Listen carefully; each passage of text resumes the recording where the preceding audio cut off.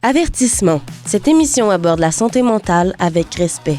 Elle ne remplace pas l'aide d'un professionnel. Si le contenu fait écho à votre vécu ou affecte votre bien-être, des ressources et des spécialistes sont disponibles pour vous aider.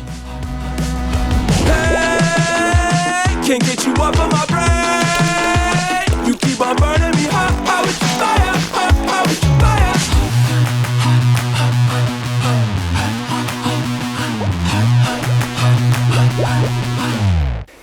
Bonjour à toutes, bonjour à tous. Georges Nicholson, animateur, ancien animateur.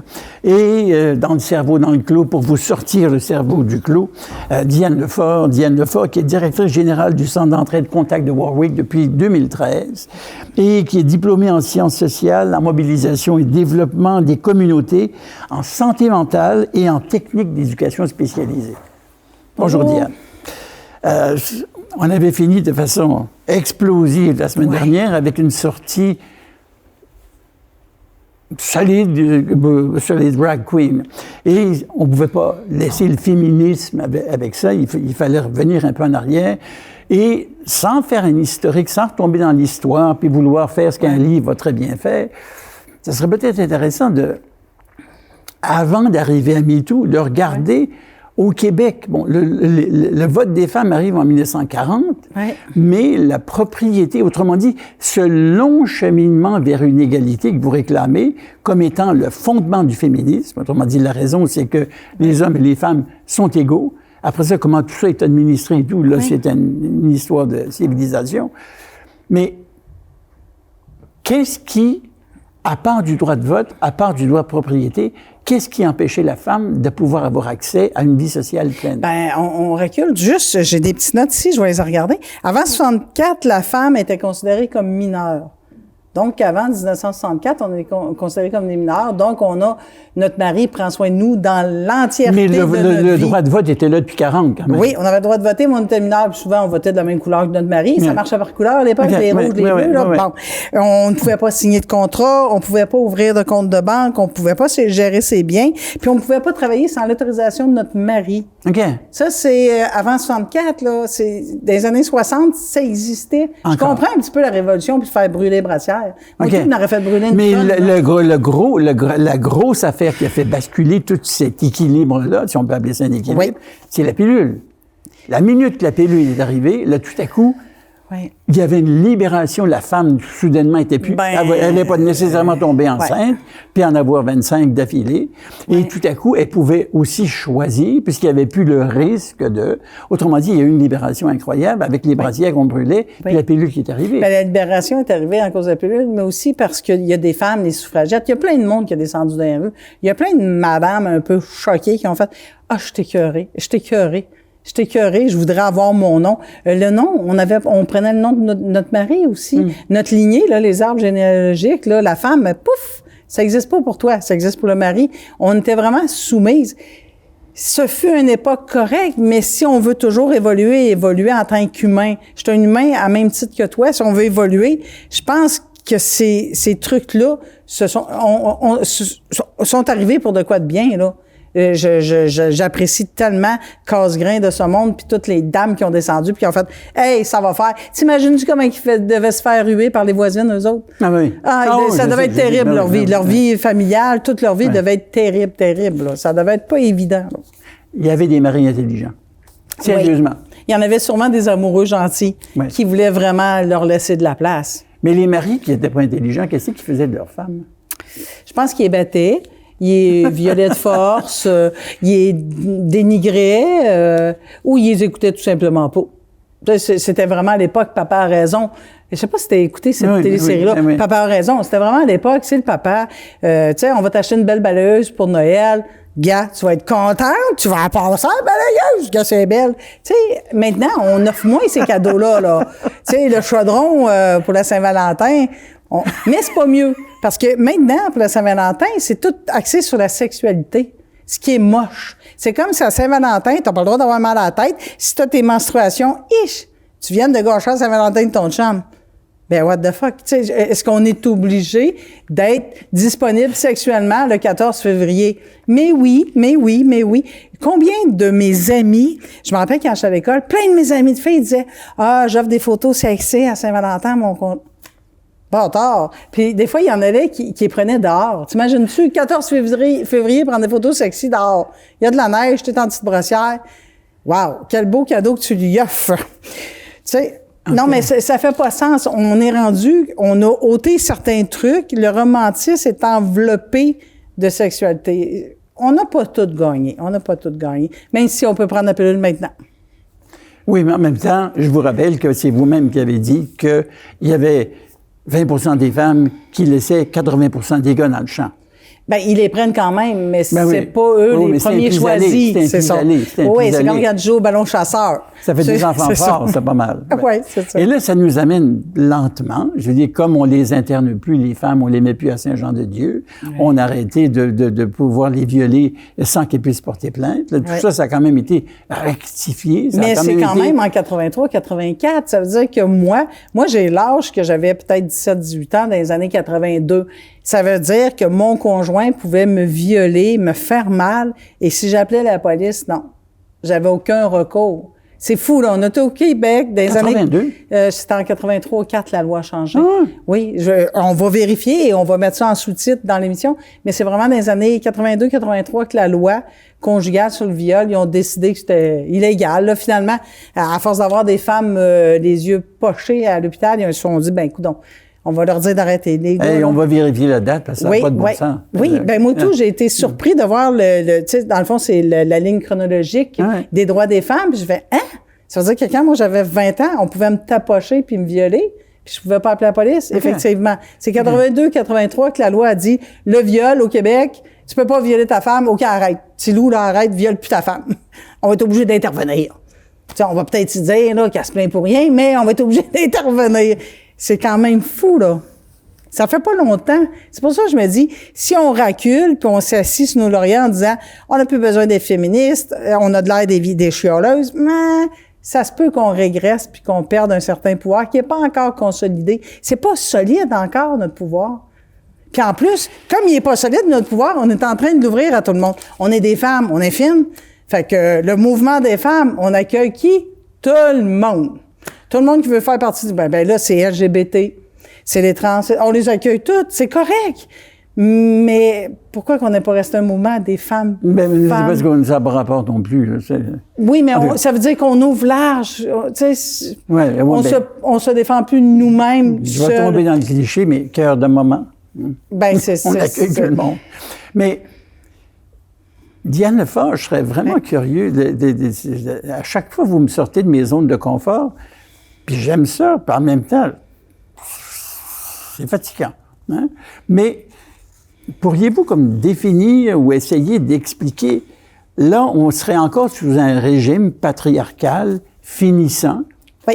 Hein? Là, autrement dit, on est encore dans cette lignée, là, mais là, ça commence à se transformer et tout. Comment, simplement, pourrait-on caractériser le patriarcat? Et si on arrivait à virer ça de bord et que ça devienne un matriarcat, quelle serait l'idée? Autrement dit, ça serait quoi? Mais moi, je suis un gars, je vis sous un matriarcat. Ça veut dire quoi pour changeons les affaires de place? Mais moi, je veux même pas changer ça de place. Je veux ni matriarcat, ni patriarcat. Je voudrais juste qu'on soit des humains. Oui, mais pourquoi il y en aurait un qui dominerait l'autre? On peut-tu juste être des humains avec différents sexes, différentes hormones, différents goûts ou des mêmes goûts, peu importe? Dans un monde absolument idéal, sans doute que c'est possible. Mais on peut y aller vers ça. Il y a toujours une domination. On était sur la Lune, on a fait plein d'avancées. Il y a toujours une domination quelque part. Mais elle pourrait être individuelle, cette domination. Dans un couple, il y en a un qui domine, dans l'autre, il y en a un qui domine, mais elle devrait pas être sociétale. Ça devrait pas être un critère de société puis une norme que la société valide. On valide une norme. On fait, ben c'est normal. Se faire siffler par un... Non, c'est pas normal. Je vois-tu siffler, moi, un gars? Non, mais là, Diane, c'est l'exemple que je donnais dans l'autre émission. La femme médecin, le gars à la maison. Oui. Puis après ça, le gars qui, lui, était un homme d'affaires, il fait de l'argent, puis c'est la femme qui s'occupe des enfants. Autrement dit, ils vont juger le gars qui est à la maison comme étant, bon, franchement, c'est pas un vrai gars, etc. Puis et la femme va être une espèce de grosse butch, hein, même si elle est hyper féminine. Et l'inverse, la femme qui est à la maison va être la grosse... Voilà. C'est ça. Autrement dit, puis là, cette vision-là... Mais si on perdure là-dedans, on va les péter, ces visions-là, on va les défaire. Ben oui, mais là, vous partez sur un plan idéaliste au dernier coton du monde. Ça marche parce que déjà, c'est plus concevable dans nos idées de violer sa femme. Fait que c'est merveilleux, ça veut dire. Mais là, ça marchait dans les années 80. C'est quand même pas un progrès.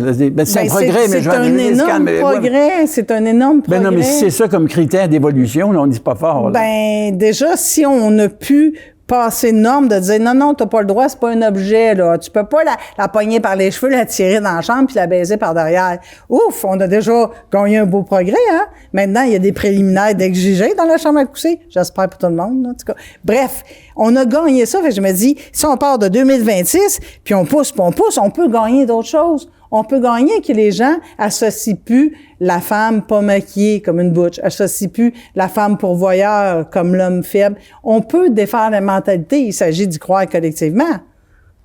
Ça suppose que tout le monde, elles et eux, soient intelligents. Oui. Là, je pense qu'on vient de frapper un mur. Bien, il y a l'effet de contamination. On est bien conformiste puis suiveux.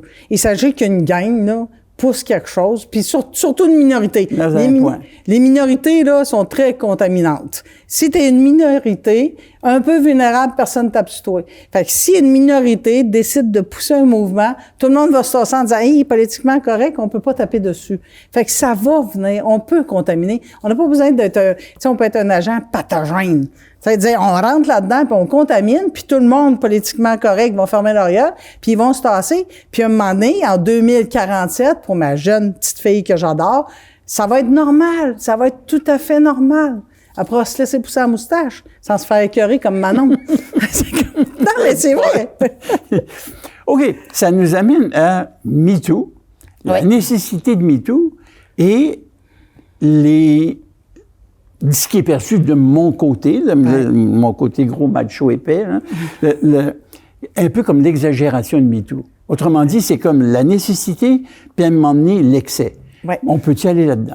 Ben moi, je trouve qu'il y a eu de l'excès, mais je trouve que ça a été génial d'un côté. C'est comme si tu prends une planche, là, un balancier.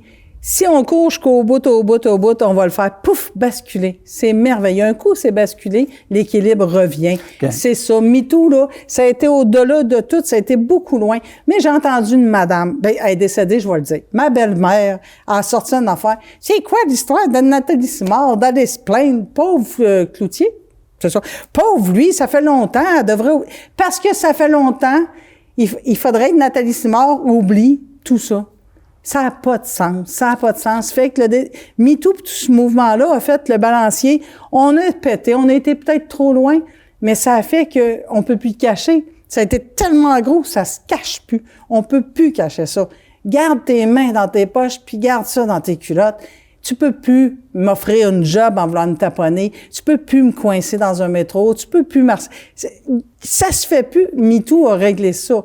Il y a eu des dénonciations. C'est plate que on a fait ça comme ça à grande place publique, là, de dire il y avait pas de juge et jury, c'était tout le monde qui dénonçait, qui devenait... Mais à un moment donné, on avait l'impression que c'était des vengeances.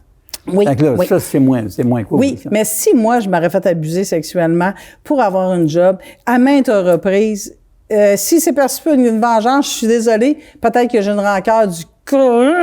Puis là, je peux parler, ça sort, oui, ça semble une vengeance, mais j'ai quand même subi ça. Je l'ai subi, même si la façon où je vous le vomis, là, ça a l'air d'une maudite vengeance, puis je souhaite juste de la merde, mais je l'ai subi. Est-ce que je peux être victime quand même si je me venge? Oui. Hein? Une victime, as-tu le droit de se venger? Je me questionne.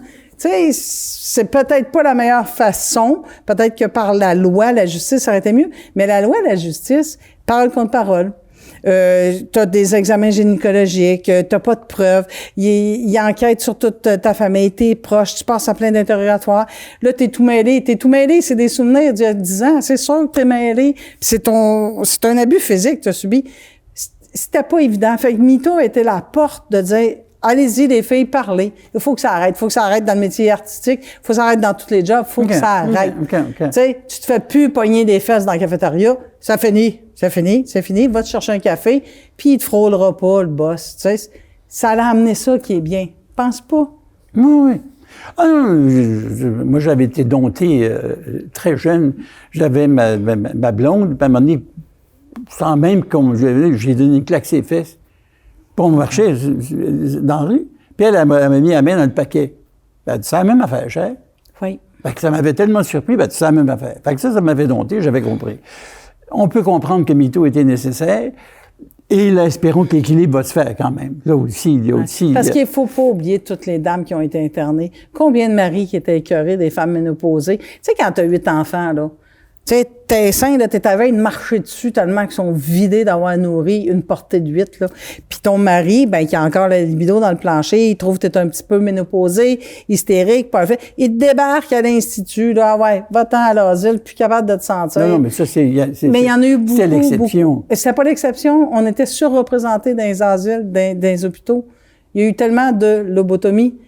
Les femmes étaient vraiment tassées parce que on considérait pas une femme qui prenait de l'âge comme quelque chose d'encore valide dans une société. On n'avait pas de valeur. Elle reproduisait plus, donc c'est plus Elle reproduit plus, elle est fatigante en plus. Hey, ben, tu marabout. En plus, c'est ça. Ben, on le sait, les hormones nous mettent, on a chaud, on a fret, on a chaud, on a de la misère, tu sais, notre thermostat qui est pété. C'est sûr qu'on se toffe pas tout le temps, mais de là à se faire interner, un instant, là, j'ai quand même mis 8, 9, 10 enfants au monde, mais on se faisait vraiment tasser. C'est moche. Tu sais, il y a eu un manque de respect des femmes. C'est le moins qu'on puisse dire. Ben, de là, tu sais, l'hystérectomie. Hystérectomie, ce nom-là porte encore.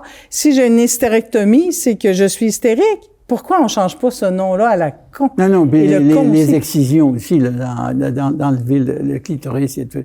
Oui. Mais... Là, on a élargi, là, en incluant ces données-là qui viennent d'ailleurs. Mais qu'est-ce qui peut faire que quelqu'un va vouloir faire l'excision du clitoris, va vouloir mettre des petits souliers pour les pieds pour qu'ils puissent s'enfuir, qui va vouloir mettre sa femme dans un asile alors qu'elle a donné 8 enfants, il y a toujours eu quelque chose au départ. Qu'est-ce qui fait qu'on en arrive à des affaires aussi effrayantes? Qu'est-ce qui est chez la femme est si menaçant? Je pose la question. J'essaie juste de comprendre que ça devienne des phénomènes sociaux normaux. Est-ce que les femmes qui vivent dans nos sociétés, des fois, sont des barrières à nos pulsions les plus profondes? Est-ce que la femme nous ramène à un côté de prendre soin, puis ça fait, OK, il faut que je régresse dans mes pulsions de désir sexuel, d'aller répandre mon sperme un petit peu partout, parce qu'il y a beaucoup de fleurs à butiner. Est-ce que les femmes plus âgés nous amènent à faire « Ah, c'est-tu épuisant? Moi, j'ai encore une libido forte. » Est-ce que c'est ça? C'est de contrôler ou de... Tu sais, on accuse son chien de rage pour s'en débarrasser. Ben, c'était ça. Mais chez les jeunes femmes, de les contraindre ou par les pieds ou par l'excision, autrement dit, de vouloir avoir dès le départ le contrôle sur les femmes. Ça pourrait être de l'ignorance, ça pourrait être une culture qui a été propagée. Tu sais, j'imagine ça part, je spécule, là. Je suis vraiment pas anthropologue, mais tu sais, l'homme des cavernes, il a pogné par les cheveux, il a fait par derrière, comme la levrette, là, c'est ça. Fine, mais on a évolué. Est-ce qu'il y a une certaine partie qui dit, ben, c'est le fun, c'était dominant, c'était correct, et que c'est resté dans certaines cultures, que personne s'est levé, qui a fait, hey, c'est comme les chemises du roi, là. T'sais, finalement, il est tout nu, là. Y a-tu quelqu'un qui s'est allumé pour dire, arrêtons d'être conformistes. Ça n'a pas d'allure, je confie aux femmes. Parce que ça n'a pas d'allure. Non, je comprends. Mais il y a une affaire dans le féminisme, c'est que quelque part, souhaitant l'égalité, souhaitant qu'il y ait quand même, autrement dit, qu'il y ait un dialogue face à face, à la même hauteur, et non plus dominant, il y a quelque part où il y a une séduction, quelque part, pour attirer. Il y a la programmation hormonale. Autrement dit, dès que c'est pubère, dès que ça lève, puis dès que ça... Les hormones aspirent. Voilà, ça fait ça. Autrement dit, dès qu'il y a ça. Là, on a réussi, là, c'est vraiment un phénomène de civilisation, à repousser, ben là, plus ou moins maintenant, là, mais à repousser la consommation, ben oui, on la virginité. Pas les fesses sur le trottoir, c'est sûr. On les marie plus à 13 ans. Mais en même temps, spontanément, la fille va vouloir séduire, puis spontanément, le gars va vouloir ça, c'est bien. Oui, mais ça c'est comme c'est les animaux lâchés lousses, là. Oui, mais c'est comme bien. Les deux bébés. Est-ce qu'on pourrait contrôler les pulsions? J'ai les pulsions, j'ai envie de séduire, je vais me jouer dans les cheveux, je vais bouger, je vais m'habiller sexy, j'ai envie de séduire, c'est tout à fait normal. Okay. Puis le gars a des pulsions un peu masculines, il a envie de creuser, puis on sent la testostérone. Fine, on peut avoir ça, mais toujours en mettant un petit peu, de rationnel. Utilisons notre cerveau pour pas que ça déborde. Parce que je te séduis, t'es pas obligé de me coincer sur la machine à café pour que je chante ton pénis sur ma cuisse. Oui, je comprends. Peut-on garder ces instincts-là, sont super beaux, c'est le fun. C'est le fun, une bonne baise, là. Quand tout le monde est dans l'instinct puis dans le moment. Mais peut-on garder toujours un petit peu le cerveau allumé et dire, regarde, on va laisser une veilleuse, là. Des fois qu'on s'emporte puis on fait des conneries, la veilleuse va être là, puis elle va faire wow. Wow, elle crie que ça fait mal. Slack, là, tu sais. Retire-toi, ça fait mal, ça ne tente pas. C'est juste de dire, peut-on, parce qu'on évolue toujours, garder une petite veilleuse allumée. On l'a, notre conscience, maintenant. On peut plus dire qu'on l'a plus. Puis on peut pas dire, j'ai un cerveau reptilien, c'est mes hormones, qu'est-ce que je te dise? Non. Tu as une petite lumière d'allumée, tu es intellectuellement capable de réfléchir, tu peux contrôler cette tendance-là d'hormones. Tu sais, on se masturbe plus d'un champ comme les bonobos, là. On n'est plus une gang de singes babouins à se masturber partout. On pourrait inclure ça de dire, peut-on laisser la petite veilleuse allumée au cas où que mes hormones prennent le dessus trop rapidement. Ça éviterait beaucoup de frotti-frotta dans des lieux que tu fais, arc, pourquoi je me fais frotter étrangement, suivre? On pourrait faire ça. Non? Pour mes petites filles. Non, pour mes c'est beau. Petites filles qui grandissent, que je veux qu'ils soient épanouies et non pris dans un rôle de sexualité ouais. C'est beau, mais j'essaie juste d'imaginer une émission comme une série québécoise, canadienne, américaine, européenne, peu importe, où tout à coup, il y a un bureau d'avocats, puis c'est tous des femmes. Ça existe, sans doute. Hein? Puis là, elles ont parti leur compagnie, puis là, ils ont des recherchistes, des associés, enfin, tout ce qu'on veut. C'est des femmes. Puis parfaitement, ils défendent les causes, tout ce qu'on veut. Et là, d'un coup, il y en a une plutôt qui décide, ça serait peut-être bien de diversifier. Puis là, on va aller chercher des hommes. Oui. Avez-vous remarqué que mettons qu'il y a une assemblée de femmes et tout, il rentre un gars qui soit laid, vieux, puant, n'importe quoi, c'est un gars. Ouais. Et immédiatement, la dynamique change. Ouais. T'as un paquet de gars, des gros joueurs de football, là, des gros épais, comme on les haït. Hein.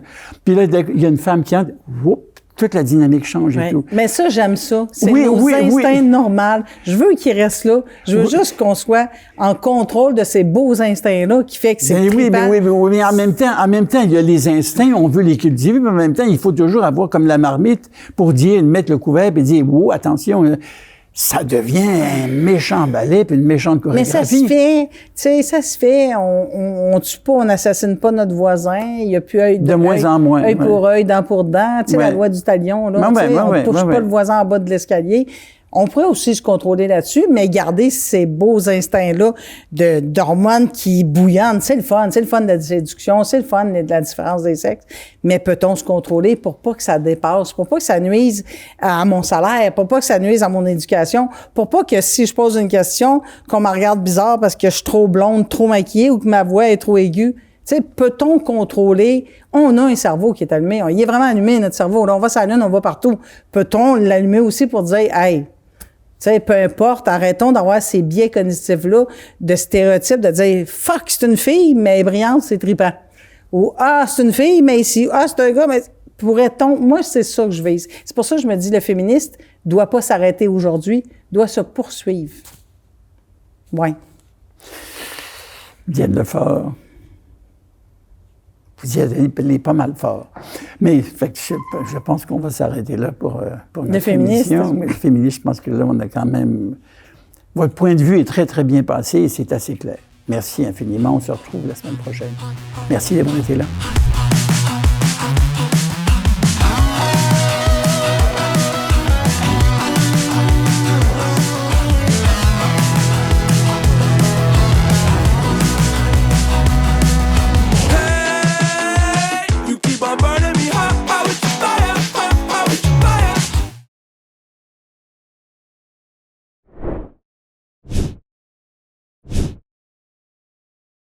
on pourrait penser que c'est un droit acquis ou que c'est un privilège. Tu sais, on vit au Québec, dans l'Amérique du Nord, il fait froid, il fait des moins 40, ça devrait être un droit fondamental. Là c'est là où je me dis, mais est-ce que tout le monde a ce droit d'avoir une espèce d'établissement où sa vie est protégée? Maintenant, là, c'est plus des logements qu'ils ont. C'est plus des locataires, c'est des portes. C'est un peu écœurant. On a déshumanisé, on a tassé l'humain. C'est bien plus facile à gérer quand tu penses plus que c'est une petite famille, un petit moment, là. Où qu'on aille, prenons Warwick, il y a un loyer normal à Warwick. 1100, 1200. Mais oui, mais 1100, 1200, on est à Warwick, on n'est pas, même pas à Victoriaville, on n'est même pas à Trois-Rivières, même pas à Montréal. Le Québec, c'est un pays quand même avec un filet social fun. On a mis en place plein de trucs le fun. Garde des soins dentaires, on l'a mis en place. C'est-tu merveilleux? On voudrait que le gouvernement légifère pour imposer aux promoteurs immobiliers d'avoir au moins un pourcentage X de logements. Arrêtons de séparer par strates. On n'est pas en Inde, là. Tu sais, on n'a pas toutes les catégories des castes. C'est un peu dégueulasse. Arrêtons de faire ça. Vous me prenez le pommier puis vous me brasez ça comme ça. Je trouve ça assez intéressant, Diane Lefort.